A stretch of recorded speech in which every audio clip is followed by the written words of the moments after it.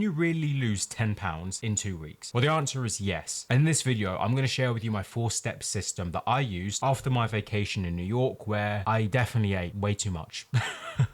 Listen, it's simple, it's beginner friendly, and the best part is it requires literally little to no effort. But before I do share with you this system, I want you to look at the next 4 steps like we're planning a heist. Trust me, if you do this, everything will start to click. Stage 1, the setup. Like any good heist, we need to do the prep work. And with weight loss, it is exactly the same. So the first crew member that we are going to recruit is our maintenance calories. The quickest way to find your maintenance calories, okay, is to go on Google, find yourself a calorie calculator, and whatever number it spits back at you, eat those amount of calories for 1 whole week, weigh yourself every single day, and if the scale is relatively the same, then congratulations, my friend, you have just found your maintenance calories. Now, if your weight isn't stable, and if it's trending upwards, then just eat a little bit less. But before we move on, if you do want fail-proof systems, okay, that are going to stop you from constantly being in that quitting and restarting cycle over and over and over again, and you do want those insights for completely free, I would hit that link in the pinned comment. Now, the next person that we need on this heist is our calorie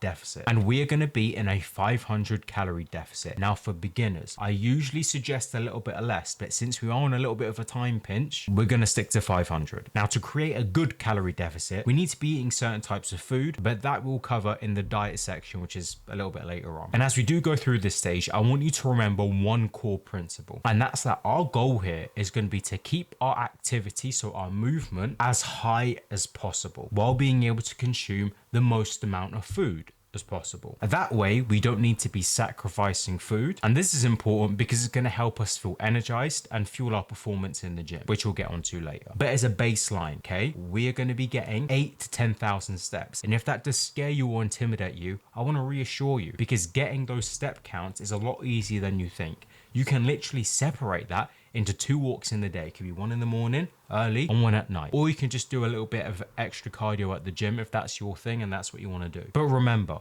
we are not going to overdo it with cardio, because that's going to come back to bite us in the ass. Now, that is great, but some of you may be saying, well, hang on a minute, what about weights? Because last time I checked, you actually need to be strong to lift all of that money out of the bank, okay? Well, I must warn you, because what I'm about to say, it might actually shock you, okay? Because you are only going to go to the gym for 3 days in the week. And you're going to do push, pull, legs, and you're going to train to failure every single time that you go into the gym. We're starting off like this because I don't want to overwhelm you. There's no point in making commitments that we can't stick to, because the only person that's going to hurt in the long run is ourselves and our own progress. It doesn't make sense, so we're not doing it. And just to be extra safe, to make sure that we're maintaining all of the muscle that we're building up, we're going to want to eat 1 pound per pound, 1 gram per pound of your body weight. So your 200 pounds, that is going to be 200 grams of protein, but don't be scared if you hit a little bit under that. It's not a huge deal. And if you are a person who wants a full guide that will walk you through this process step by step, you can join our community course. All of the information that I'm sharing right now is taken from that. So far, if you've liked everything that you've heard, you can hit that link in the pinned comment. Now, we are almost at the stage where we can pull off this heist, but there is still 1 crew member, okay, that we need to recruit, and this is a crew member that is very problematic for a lot of people.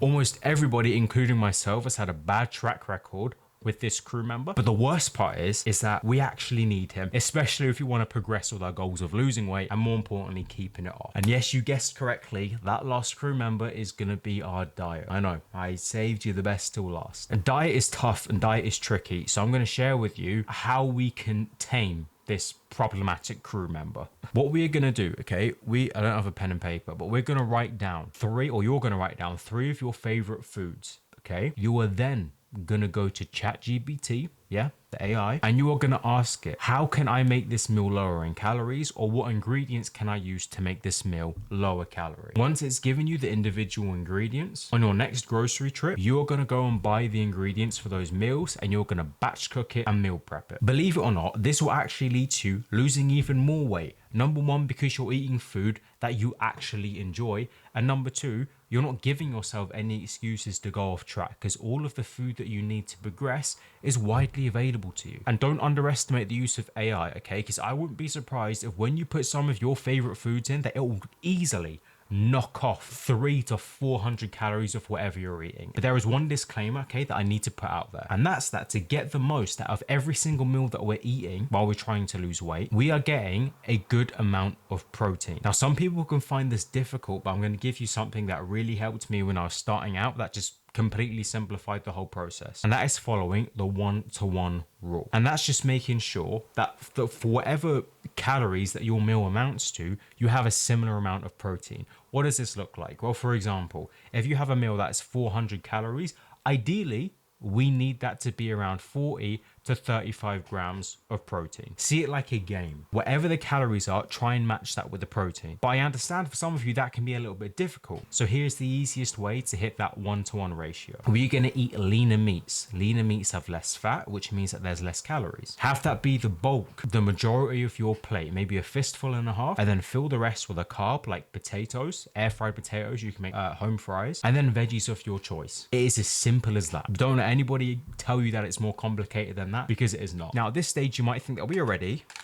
to pull off this heist, but you would be wrong. Here's why. Well, because we need to have a getaway plan, because with this bag of money that we got over our shoulder, we ain't going anywhere if we ain't got a getaway plan. And for anybody who has watched Baby Driver, okay, you know that shit can hit the fan quick. So we definitely need a plan. Why go through the steps of losing the weight if you can't even keep it up? And that is why stage 4 is going to be sustainability. To do that, what we're going to do is we are going to go back to the maintenance calories that we found in stage 1, and we're going to knock off 250 to 300 calories, and you're going to eat at that calorie amount for an entire week. Weigh yourself every day and see if your weight is stable. If your weight is stable, congrats. Stay there, reduce your cardio for about 5 to 10 minutes, and you are golden. Now, unfortunately for some people, what might happen is that their weight actually trends upwards. All you have to do is just maybe knock off 100, knock off 150 calories, and just get yourself to that point where your weight is now stable. Again, another huge disclaimer here. If you see a sudden jump, okay, in your weight in the scales, don't panic. It's just your body filling back up with water. One thing that I need to mention, okay, I will always recommend a slower version of what I'm suggesting to you right now. That is just the best for sustainability. But since you are a person who is on a time crunch right now, and for whatever reason, you just need to get this done, like especially if you've come back from vacation or something like that, just remember that faster isn't always better. Now, if I'm being brutally honest with you, I had no idea what I was getting into when I first started losing weight. So if you want to know everything that I wish I had known when I first started, then I would watch this.